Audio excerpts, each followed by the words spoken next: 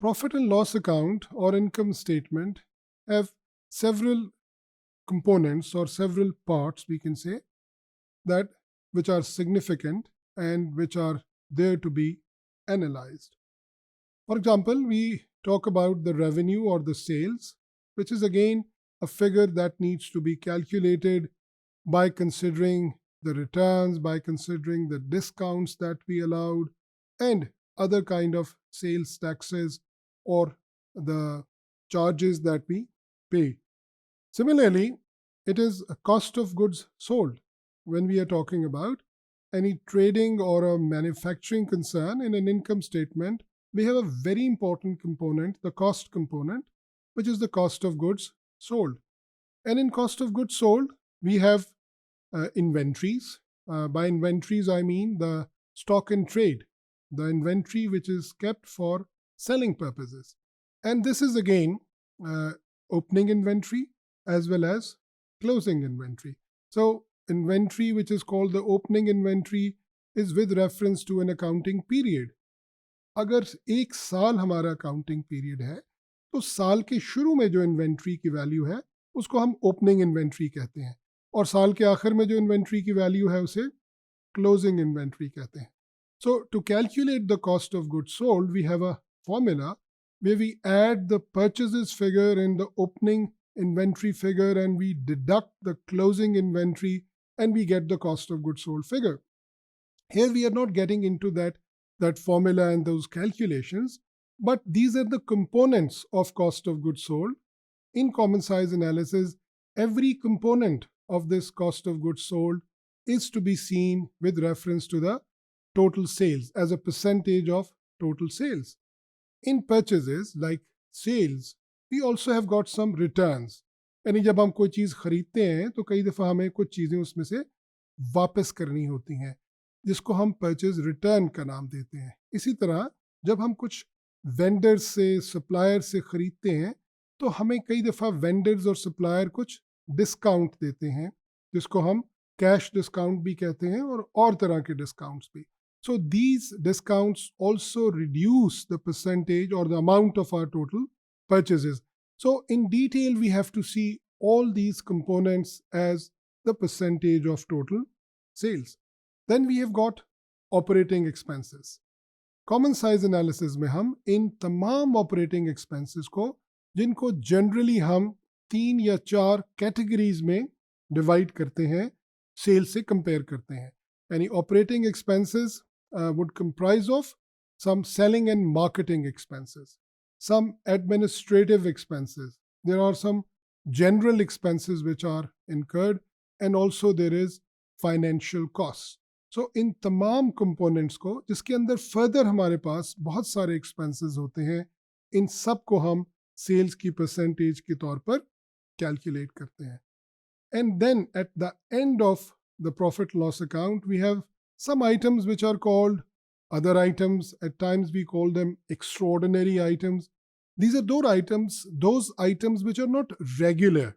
That means these are not the incomes or gains or losses which are common and regular, but on a particular day, in a particular period of time, we may sustain that loss or we may get that income. So that is also a part of our profit and loss account, which is to be considered in common size analysis. Let's have a look at the common size analysis where we have got the cost of goods sold. If we see that the sales figure is 350,000 and as every component is to be taken as a percentage of total sales, so we see that the total sales is taken as 100%. Opening inventory and purchases return and closing inventory, these four actually combinedly give us the value of cost of goods sold. यानी हम इसका formula क्या है कि हम purchases में से minus करते हैं परचेजेस रिटर्न को, तो हमारे पास वो वैल्यू आ जाती है जो कि नेट परचेजेस की फिगर है. उस नेट परचेजेस की फिगर के अंदर यानी इन दोनों के सम के अंदर हम ऐड करते हैं ओपनिंग इन्वेंट्री को, तो हमारे पास cost of goods available for sale आती है और इन तीनों के टोटल में से हम फिर माइनस करते हैं क्लोजिंग स्टॉक को and we get the amount of cost of goods sold. So in common size analysis, we can see that our inventory at the beginning was 11% and our inventory at the end is just 2.86%. So this means कि हमारी inventory साल के शुरू में तो बहुत ज़्यादा थी as compared to sales और साल के आखिर में बहुत कम रह गई. So this is one question that we need to consider. Likewise, when we move forward to operating expenses, here we can see that the percentage of every expense to total sales. जैसे हमने अभी बात की थी कि हमारे पास marketing expenses हैं, एडमिनिस्ट्रेटिव एक्सपेंसेस हैं, कुछ जर्नल एक्सपेंसेस हैं and then we have got financial expenses. तो मार्केटिंग एक्सपेंसेस को सेल्स का मैक्सिमम कितने परसेंट होना चाहिए if we want to achieve a certain percentage of profit. यानी हम सेल्स में से, रेवेन्यू में से इन एक्सपेंसेस को माइनस करते हैं तो हमारे पास प्रॉफिट की फिगर आती है. अगर ये 17.14% हमारी टारगेट मार्केटिंग एक्सपेंसेस की परसेंटेज से ज़्यादा है तो हमें इसको कंट्रोल करना है और हमें ये भी देखना है कि मार्केटिंग एक्सपेंसेस के बढ़ने से क्या हमारी सेल्स के अंदर उतनी इंक्रीज हुई है. So that is another thing that we can analyze by looking at these percentages. Financial charges या financial expenses एक ऐसा element है जो कि दरअसल relate करता है with our capital structure. यानी अगर एक firm या एक company ने ज़्यादा debt ले रखा है, उसके पास ज़्यादा loans हैं, तो obviously उसका जो interest है, expense वो ज़्यादा होगा और उसकी cost of financial charges जो है वो ज़्यादा होगी. इसके अंदर जो मैनेजमेंट ऑफ द कंपनी है, जो मैनेजर्स फर्म को चला रहे हैं, उनका कोई कसूर नहीं है. यानी ये उनकी परफॉर्मेंस को रिफ्लेक्ट नहीं करता. उनकी परफॉर्मेंस रिफ्लेक्ट होती है मार्केटिंग, एडमिनिस्ट्रेटिव और जर्नल एक्सपेंसेस से कि वो उनको कितना कर्टेल करते हैं, कितना कंट्रोल करते हैं और उसकी बेसिस पर कितना रेवेन्यू और कितनी सेल्स जनरेट करते हैं.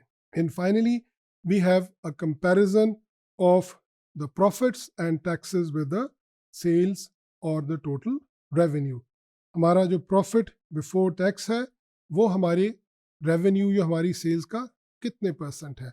And again, as we discussed, this is the profit margin. Profit before tax margin, profit after tax margin. And we can also see that what is the percentage of income tax that the firm is paying when it is related to the total value or total sales value. So here we can compare all these values one by one with the sales and we determine all these ratios. So a common sized profit and loss account at the end of the day tells us a lot. It gives us so many percentages, so many ratios which are very useful for the managers, for the decision makers, for those who want to invest in that company, those who want to trade with this company.